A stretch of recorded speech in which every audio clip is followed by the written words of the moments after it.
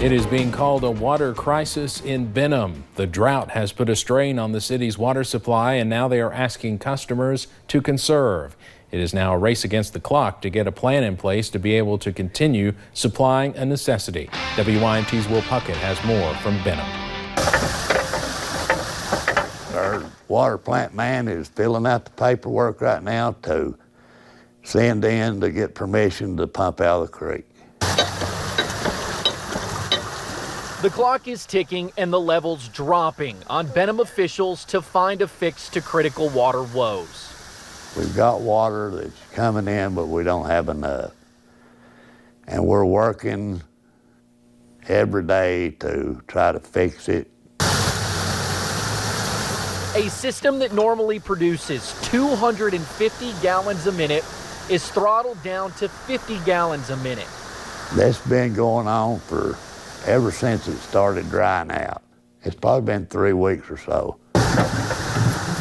Now, the nearly 800 customers, some school children that they serve, are about to see their spigots run dry. And they said we just have to stick with it until it gets real bad. And today it got real bad. The they Mayor Howard White is talking about is the Department of Water, a group they have been on the phone with for weeks. We'll have water. We'll just have to overcome. We've overcome it before. We'll overcome it this time. Just asking those who use it to conserve it until the pumps get back to normal. In Benham, Will Puckett, WYMT Mountain News. Cumberland Elementary dismissed at noon today to limit the amount of water they use from Benham. The school is the last customer on the city's line. Last night at the Kentucky debate between Governor Matt Bevin and Attorney General Andy Beshear, they talked about Eastern Kentucky water issues. The two went head-to-head discussing what they would do about the poor water quality in parts of Kentucky, specifically in Martin County. I'm going to do what this governor has not done. I'm going to declare a state of emergency.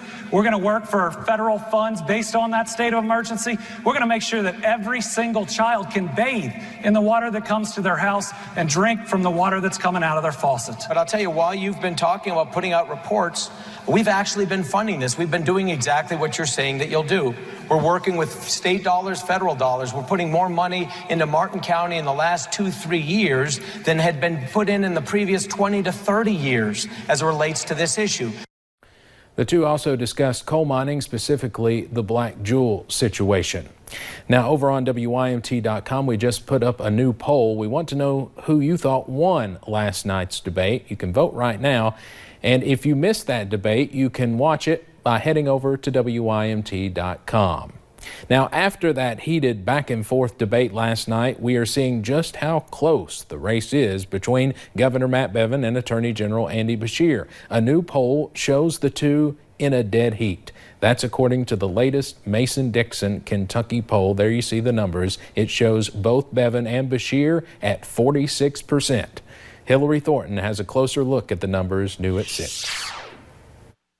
Well, Governor Matt Bevin and Attorney General Andy Beshear both currently have offices here in the state capitol behind me, and in less than 3 weeks, we will find out who will still hold an office inside of this building next year. Some polling results released just this morning are giving some insights into what the campaigns are looking like in the home stretch. People have been asking, where are things in the governor's race? So this is the first public poll that many people have seen in a long time, and it reveals, obviously, this tie, which means it's anybody's to win or lose. And I think over the next 3 weeks, you will see a frantic pace. The political adversaries deadlocked with 46% of the vote and 7% undecided. The polling done by Mason-Dixon through talking to 625 registered Kentucky voters by phone, all saying they are likely to vote on November 5th. Now, just hours before these numbers coming out, the two sharing the stage at the Kentucky debate, sparring over a range of topics. This race isn't about the White House. It's about what's going on in your house. One of the two of us will be the next governor. And we're either going to work with the president that we have in the White House or we won't. I've made clear that I stand with this president. The polling showing why the governor might be using the potential for President Donald Trump's impeachment as a campaign strategy, with his approval rating at 57% and only 29% supporting impeachment. There is a split in the polling numbers between urban and rural voters. Beshear doing better in Lexington and Louisville, while Bevin shows higher numbers in eastern and western Kentucky. Those numbers out of eastern Kentucky and some of the rural areas of this state, a good indicator of why the Beshear campaign is utilizing his primary rival, Representative Rocky Adkins, in a newly released video this week. For now, at the state capitol, Hillary Thornton, WKYT. The election is Tuesday, November 5th. A death investigation is underway in Estill County. Firefighters were called out to a home on Covey Road in Irvin last night. While battling the flames, firefighters noticed something strange among the ashes, a body. The cause of the fire is still a mystery, along with the victim's identity. The remains are being sent to Frankfort for an autopsy. It could take days or even weeks to get those answers. The family of a missing Perry County man is begging for any information leading to where he might be. 34-year-old Derek Mullins has been missing for 3 weeks. His family says he will occasionally go to Lexington for a week or so, but has never been out of contact with them for this long. He has an 11-month-old daughter, and his family says they just want answers. Never, not this long, never. So it's like a waiting game. You know, we want Derek back home, you know, and that's all. The family filed a report with the Perry County Sheriff's Office. Anyone with information is asked to call them at 606-439-4523. And we saw showers earlier this morning, but now we have seen at least us drying out, but we are still seeing a little bit of that cloud cover. Interstate 75 into London, you see that mixture of sun and clouds, and those clouds have been slightly increasing throughout the evening. Looking outside the front porch at YMT, 54 degrees, northwest winds at about 8 miles per hour, really seeing those 5 to 10 miles per hour. Across the region, you're seeing temperatures already into the upper 40s, Ashland, Prestonsburg, Pikeville, Jackson, still those low to mid 50s down into the Cumberland Valley, but there's those wind speeds coming from the northwest, a little bit gusty at times, so definitely bringing in that cooler air. And there's a look at those rain chances that moved in earlier. Cloud cover starting to increase, but how cool will it get tonight and into tomorrow? I'll have those details coming up in just a few short minutes. Thank you, Paige. A wanted man from Perry County found himself in a motorcycle chase with Floyd County officers after police say he tried to drop drugs off at the jail. WYMT's Marianne Fletcher talked with one woman who witnessed part of that chase and even caught it on video. Suspicious activity near the Floyd County Jail starts a 20-mile motorcycle chase. Well, I heard them first, and then I saw the lights, and I panicked. I didn't know what to do. While in Prestonsburg, Laura Isaac heard multiple police sirens. Because I looked, and there comes the motorcycle and all those cops. Isaac says for a moment, she was scared for her life. Oh my God, oh my God.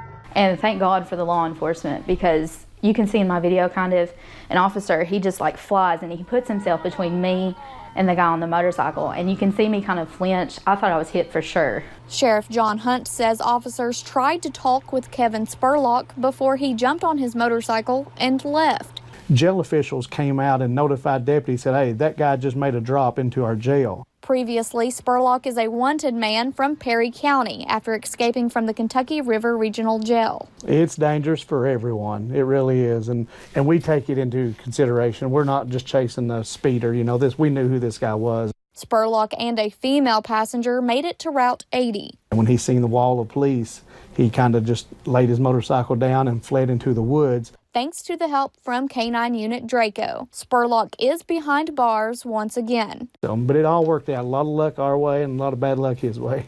Isaac says she knew she needed proof after witnessing a chase like this. I was like, no one's going to believe a word I say. I have to get this on video. No one's going to believe this at all. This is crazy. Documenting the heat of the chase in Floyd County, Marianne Fletcher, WYMT Mountain News. Well, tomorrow, this doctor is expected to plead guilty in Pikeville Federal Court. Police arrested Mohammed Mazumdar in the spring as part of the nation's largest opioid sting. He's accused of giving pre-signed or blank prescriptions to office staff who then used them to prescribe controlled substances while he was out of the office. Today, we learned a former Bell County assistant basketball coach pleaded guilty to federal charges. Investigators arrested Jordan Ryan Turner last year. He admitted in federal court to asking underage teens for inappropriate pictures. He faces up to 30 years in prison and a hefty fine. Turner's sentencing is set for October 29th. Hundreds of coal miners recently laid off in Harlan County had a new work outfit given to them this morning as a way to help them when they hopefully start new jobs. WYMT's Hannah Reynolds talked to the miners that say they are grateful for the help. After watching the Black Jewel layoffs unfold on TV, people working at Walmart decided to help out. It's pretty awesome that they decided to come together and do this for all of us. There's a big group of people, so you know it costs a little bit of money. $30,000 to be exact. It was made possible by donations from every Walmart throughout Kentucky. Basically, we're just trying to appreciate them for what they do and what they've been through, because they've been through a lot. On Wednesday, employees got to hand out enough $50 gift cards, coats, and work pants for 300 laid-off coal miners. Miners say it couldn't have come at a better time. I've been out for 3 months now. I mean, going right back to work. I mean, you ain't got the money to run out and buy you a jacket if you need it. If all of us is going to go back to work, we need jackets for the winter time. I mean, this is great. That wasn't all. Walmart donated an additional $5,000 to the Harlan County Community Action Agency to continue helping the miners get back on their feet. In Harlan County, Hannah Reynolds, WYMT Mountain News. Now, those gifts were not just for Black Jewel miners. Several of those who showed up were laid off from other companies. If any of the coal miners brought their IDs with them this morning, Walmart gave them toys for kids as well. And temperatures get very chilly tonight, mid to upper 30s, winds from the northwest 5 to 10 miles per hour. But what does that mean for temperatures tomorrow? I'll have those details coming up in just a few short minutes. But first, a renovation effort is underway at the home of the man who developed a world-famous recipe. But what will become of that home later this year? When you see new